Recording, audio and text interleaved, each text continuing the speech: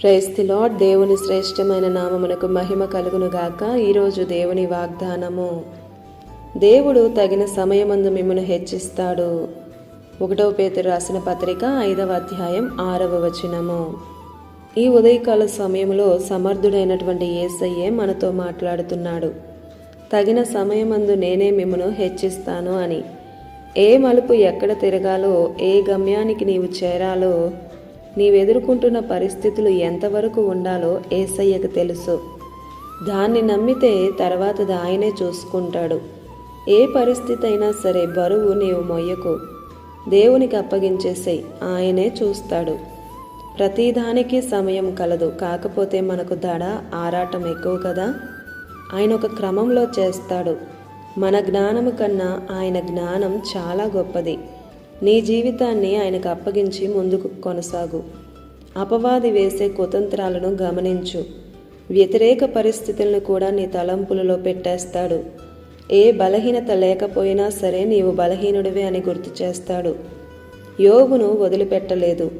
యోబు మనస్సులో భయాన్ని పుట్టించాడు. కంచె దాటి వెళ్ళలేదు, కానీ యువతలే ఉండి అతడిలో భయాన్ని పుట్టించాడు. ఏది వస్తుందని భయపడ్డాడో అదే జరిగింది.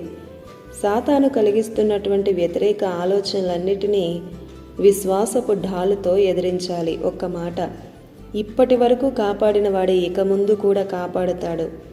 నా తండ్రి నా కోసం ఏదైనా చేస్తే అది మంచే చేస్తాడన్న విశ్వాసం ముందు నీలో ఉండాలి. తగిన సమయం వస్తుంది. యోబు యథార్థపరుడు, భయభక్తుడే, కానీ సాతాను ఆలోచనలకి అవకాశం ఇచ్చేశాడు.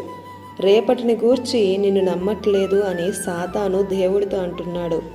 నీలో విశ్వాసమేది? తగిన సమయం వచ్చే వరకు విశ్వాసముతో, నిరీక్షణతో ఉండు. భయపడకు. వ్యర్థమైన ఆలోచనలను ఆలోచించకు. తగిన సమయం వస్తుంది. నా తండ్రి నా కొరకు 4 అంటే ఏది చేసినా మేలే చేస్తాడు, కానీ కీడు చేయనన్న విశ్వాసం నీలో వస్తుంది కదా. అప్పుడు నీవు హెచ్చింపబడతావు. ఆమేన్. దేవుని కృప మనందరికీ తోడైయుండును గాక. ఈ దిన వాగ్దానం మనందరి జీవితాలలో నెరవేరాలని కోరుతూ, దేవుని సువార్త పరిచర్యలో మీ సహోదరి Prasanna. God bless you. Amen.